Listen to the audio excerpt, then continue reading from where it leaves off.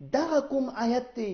چې یې مولا مفسرین د اهل سنت ورونه ولا چې دغه غدیر خوم کې نازل شوی دی غونه صرف د پیدو شپې غوښنامې خلم اگر چې تعداد ډیر زیات دی صحیح دې لپاره چې د مو اهل سنت ولله هم وګوري چې د غدیر صرف د شیعو عید نه دی صحیح بلکې عالم اسلام عید دی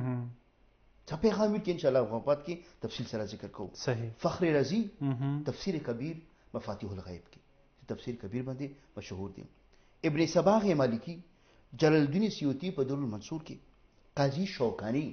محل اهل سنت نورو عالم دي آلوسی روح المعانی کې ابن اساکر په تاریخ دمشق کې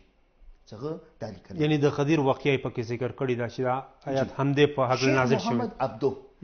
دا کله ارچی د تفسیر المنار کې کله دی آیه باندې راشي یا یو روایت راوړي څنګه کې چې فلانی ذکر کړي او چې دا آیه نازل شوه جو بیا معنی ذکر کوي چې دا آیت د غدیر خوم په مقام باندې نازل شوی دی شأن نزول د دې آیه والا غدیر خوم دی پیغمبر کله ټول خلک جمع کړلو دغه څو کسانو نامې مڅ واخیستلې د کتابونو کې دوی څه پیغمبر د خدای کله د خلک جمع کړلو غږ کې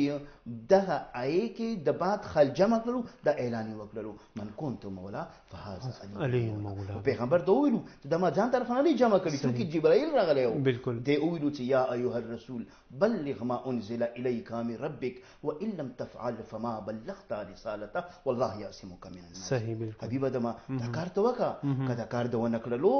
اوس کې به د څه توکانه چې تا هیڅ نه وی کړی